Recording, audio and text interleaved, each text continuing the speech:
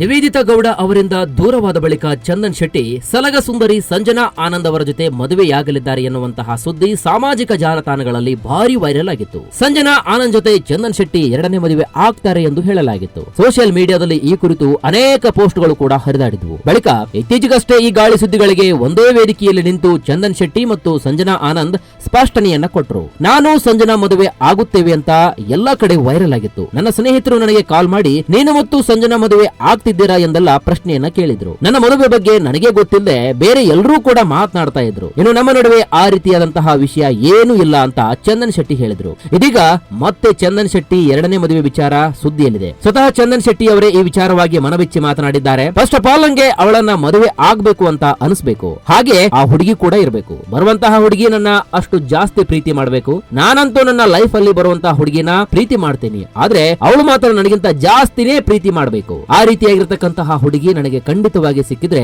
ನಿಜವಾಗ್ಲೂ ಕೂಡ ನಾನು ಆ ಬಗ್ಗೆ ಯೋಚನೆ ಮಾಡ್ತೇನೆ, ಮದುವೆ ಆಗ್ತೇನೆ ಅಂತ ಚಂದನ್ ಶೆಟ್ಟಿ ಹೇಳಿದ್ದಾರೆ. ಇನ್ನು ಯೂಟ್ಯೂಬ್ ಚಾನೆಲ್ ಒಂದಕ್ಕೆ ನೀಡಿದಂತಹ ಸಂದರ್ಶನದಲ್ಲಿ ಚಂದನ್ ಶೆಟ್ಟಿ ಈ ಎಲ್ಲ ವಿಚಾರವನ್ನ ಹಂಚಿಕೊಂಡಿದ್ದಾರೆ.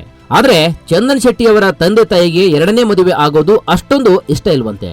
ನನ್ನ ತಂದೆ ತಾಯಿ ಕೂಡ ಸದ್ಯಕ್ಕೆ ಎರಡನೇ ಮದುವೆ ಆಗೋದು ಬೇಡ ಅಂತಾನೆ ಹೇಳ್ತಿದ್ದಾರೆ. ನನಗೆ ಯಾರೇ ಸಿಕ್ಕಿದ್ರು ಕೂಡ ನಿಮ್ಮ ಜೀವನ ಈಗ ಚೆನ್ನಾಗಿದೆ, ದಯವಿಟ್ಟು ಈಗಲೇ ಇನ್ನೊಂದು ಮದುವೆ ಆಗ್ಬೇಡಿ, ಆರಾಮಾಗಿರಿ ಅಂತಾನೆ ಸಲಹೆಯನ್ನ ನೀಡುತ್ತಿದ್ದಾರೆ.